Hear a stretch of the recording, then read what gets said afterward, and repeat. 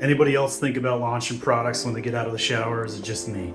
Amazon may not be passive income, but it's the new year, January 1st coming up here.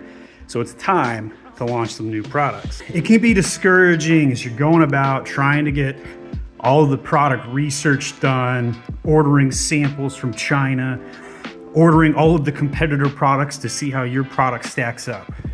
But you got this.